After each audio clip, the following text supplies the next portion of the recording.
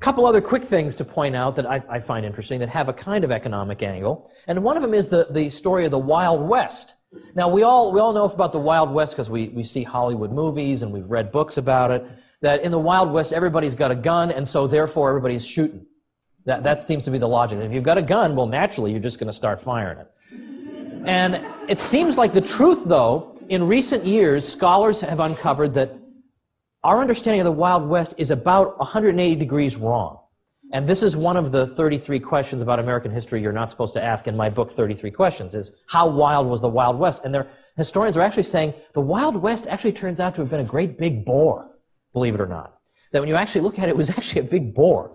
Larry Schweikart from the University of Dayton has estimated that fewer than a dozen bank robberies occurred in the entire frontier West from 1859 to 1900.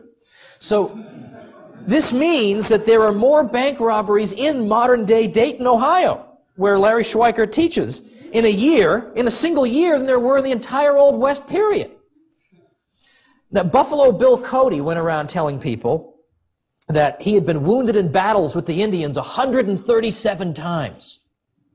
Wow, there's a lot of violence going on out there. And then finally, under pressure, he said, well, it wasn't really 137. It was one time, but it was really bad that one time. It's really bad. But it was that this sells dime novels better if you say you were wounded 137 times. So actually the consensus, evolving consensus, seems to be that the Wild West was not really quite so wild. In fact, there's a book called The Not So Wild Wild West that came out a few years ago from Stanford University Press, elaborating on this and displaying some of this important scholarship.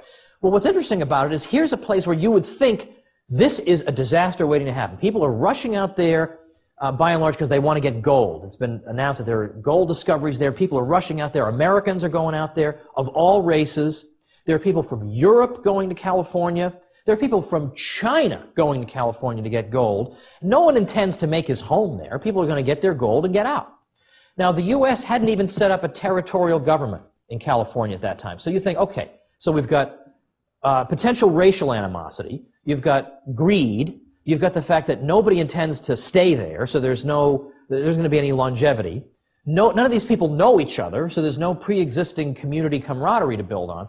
This is a freaking disaster waiting to happen. And yet, through basically free market institutions, people voluntarily established organizations that defined and defended property rights, that adjudicated disputes. And historians looking back on this can't really believe this. That yet in the absence of an overarching coercive institution, somehow people made this thing work. And it is quite an interesting story.